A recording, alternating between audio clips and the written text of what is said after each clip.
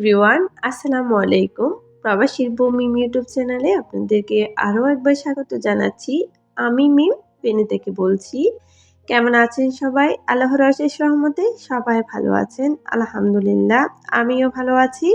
বরাবরের মতো আমি আমার সংসারের কাজকর্ম দিয়ে আজকে ভিডিওটি স্টার্ট করেছি। আশা করি আমার আজকে ভিডিওটি আপনাদের কাছে অনেক অনেক ভালো লাগবে।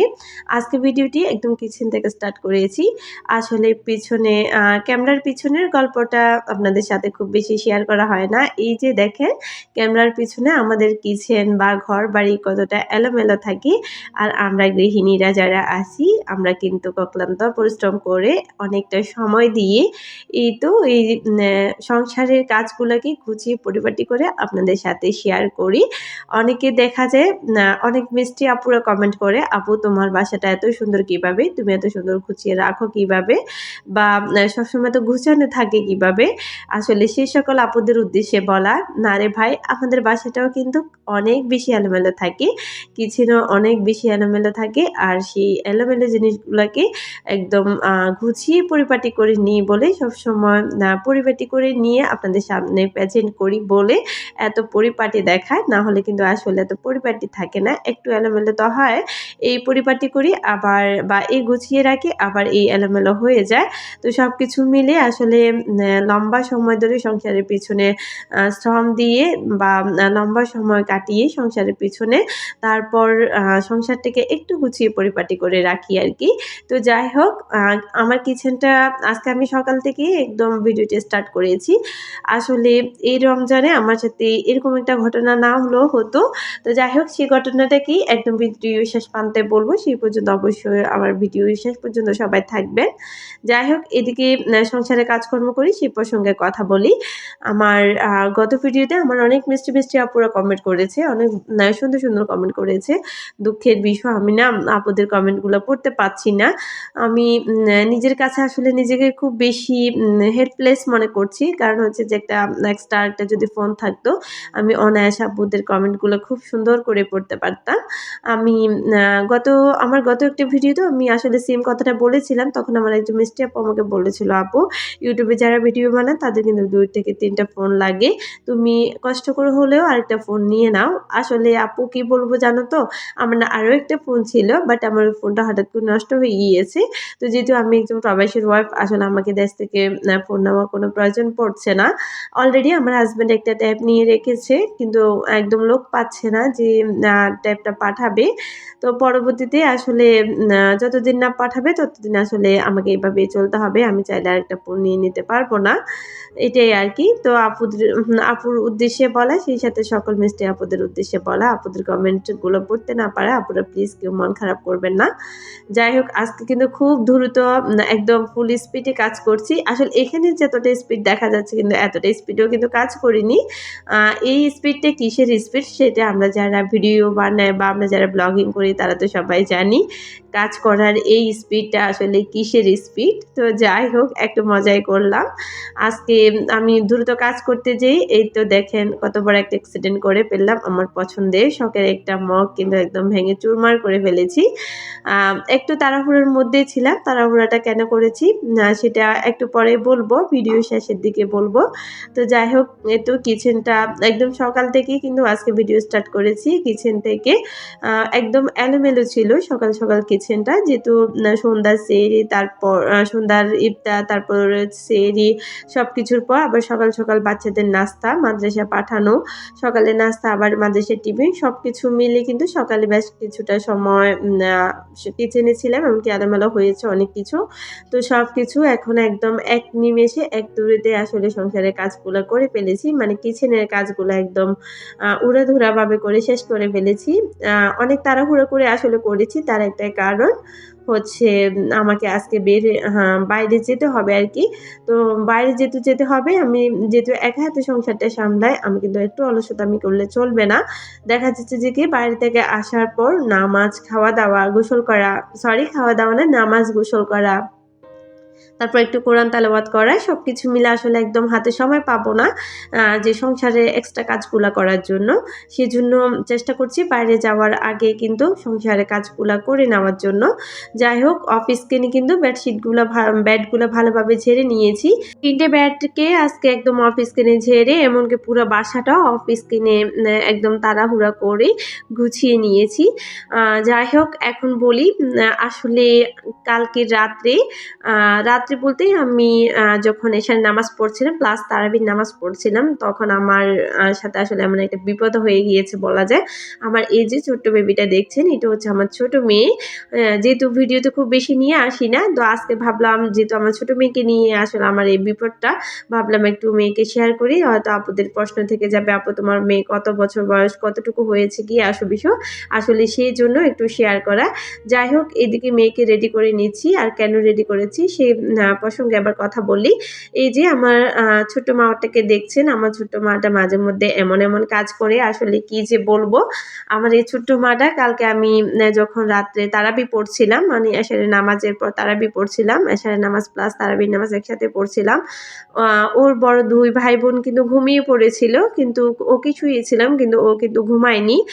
আমি বুঝতে পারিনি যে ও উঠে গেছে। আমি ওই রুমে লাইট জ্বালিয়ে দিয়ে আমি অন্য একটা রুমে নামাজ পড়ছিলাম। পরবর্তীতে ও উঠে ওয়ারড্রপের উপর, খাটের উপর থেকে টেবিলের উপর গিয়েছে, টেবিলের উপর থেকে ওয়ারড্রপের উপরে গিয়ে ওইখান থেকে ওষুধের ঝুড়ি থেকে ওষুধ নিয়ে 2 টা প্যারাসিটামল প্লাস 3 টা গ্যাসের ওষুধ খেয়ে ফেলেছে।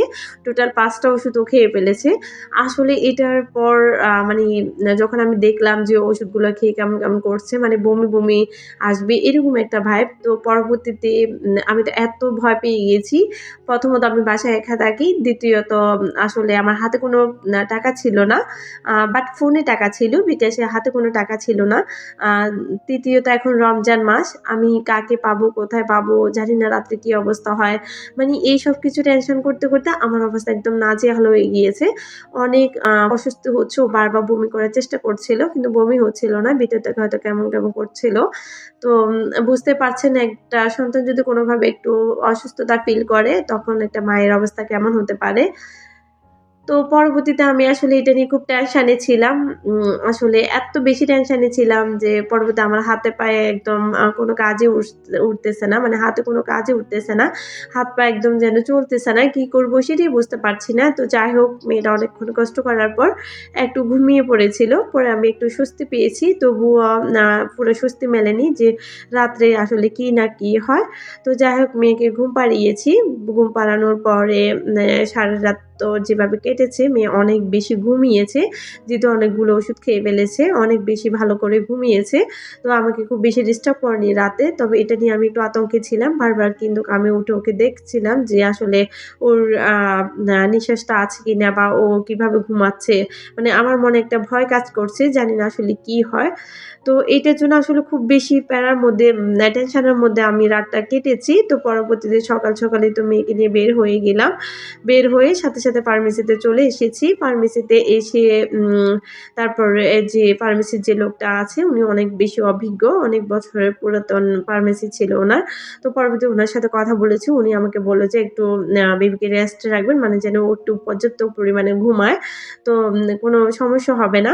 তো যেহেতু প্যারাসিটামল প্লাস হচ্ছে আ গ্যাসের ওষুধ, আশা করি কোনো সমস্যা হবে না। বেশি করে ঘুমাতে দিবেন। ও যখন ঘুমাবে উঠাবেন না। তো এটার পর আসলে একটু স্বস্তি পেলাম। আমি যে মার্কেটে এসেছি, আমি যে সোফা শপটাতে এসেছি, এখানে মূলত ফার্মেসি আছে পাশে বলতে সেম এই সোফা শপে ফার্মেসিটা। তো আসলে আমি ওই অংশটা একটু স্কিপ করেছি। এই যে দেখাই যাচ্ছে হয়তো ভিডিওর মাধ্যমে, ওই যে কর্নারে। তো ওইখান থেকে মেয়েকে যখন দেখালাম, তখন বলল যে, "মোটামুটি কোনো সমস্যা নেই। একটু ঘুমালে মেয়ে ঠিক হয়ে যাবে।" তো ওটার পর আসলে একটু ভালো লাগা কাজ করছিল। তো পরবর্তীতে এখানে যে সুপার শপটা আছে এটাতে ঘোরাঘুরি করছিলাম। ঘুরে দেখছিলাম। আসলে এই সুপার শপটা আ এবার নতুন হয়েছে আমাদের এরিয়াতে।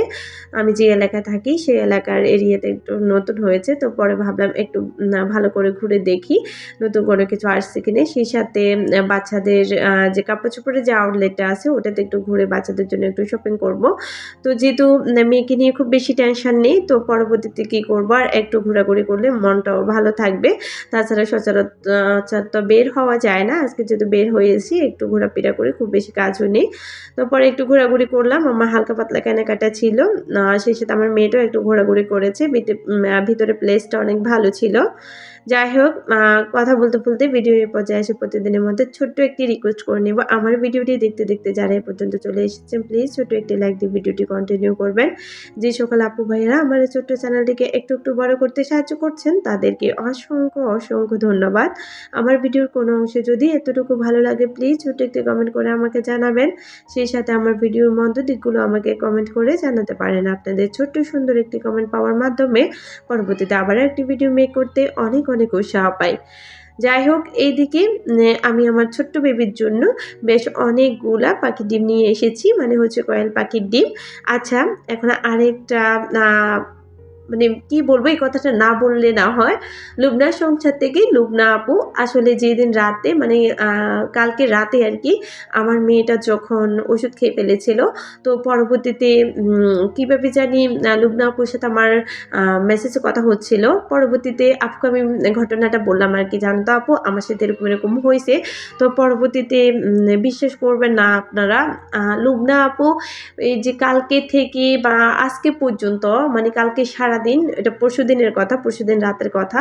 তো কালকে পর্যন্ত আ লোকটা আপু যে কতবার আমাকে মেসেজ করেছে মানে কমেন্ট করেছে, "আপু তোমার মেয়ের কি অবস্থা? এখন কি অবস্থা আছে? মেয়েটাকে ডাক্তারের কাছে নিয়ে যাও সময় করে।"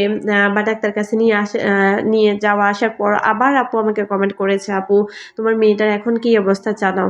আমি না কি বলবো আসলে আমি বুঝতে পারছি না। আমি ভাষা প্রকাশ করতে পারছি না যে আপু এত বেশি আমার মেয়েটার খোঁজ নিয়েছে। আমি না সত্যি এত বেশি ভালো লাগা আমার ভিতরে কাজ করছে যে কতটা আপন ভাবলে একটা মানুষকে এভাবে আসলে মানুষের খোঁজ নিতে পারে। তো যাই হোক লুবনা আপু তোমাকে অসংখ্য ধন্যবাদ। ভালোবাসা অনেক বেশি ভালোবাসা আপু তোমার জন্য। আসলে তুমি যেভাবে খোঁজ নিয়েছো আমার মনে হচ্ছে যে আমার খুব কাছের রিলেটিভ কোনো আপনজন এইভাবে খোঁজ নিত যেটা তুমি করেছো। অসংখ্য ধন্যবাদ বোন তোমাকে। তুমি তোমার বাচ্চাদের খেয়াল রাখবা আপু। সত্যি তোমাদের এমন ভালোবাসার জন্য YouTube এ পড়ে থাকা। না হলে কিন্তু YouTube এ একদম ভিউ পাচ্ছি না। মাঝেমধ্যে খুব মন খারাপ হয় যে YouTube থেকে চলে যাব। কিন্তু এই যে তোমাদের এত ভালোবাসার জন্য আসলে YouTube থেকে যাচ্ছি না। তো যাই হোক এখানে ছোট্ট একটা কথা বলে নিই। যেহেতু আমি আমার কাপড়-চোপড় নিজেই সেলাই করি, এমনকি আমার রিলেটিভস দেখা যাচ্ছে নানু, মামি, খালামণি, আম্মু, বোন সবার এমনকি আমার নিজের মেয়েদের সবার কাপড়-চোপড়ে আমি নিজেই কিন্তু সেলাই। তো যাই হোক এখানে আমার নানুর একটা পেটিকোট সেলাচ্ছিলাম। পরে ভাবলাম একটু শুট নিয়ে নিই। তো যাই হোক এই প্রসঙ্গে পরবর্তী ভিডিওতে কথা বলবো। কথা বলতে ভিডিও শেষ প্রান্তে চলে এসেছি। আল্লাহ হাফেজ। আসসালামু আলাইকুম।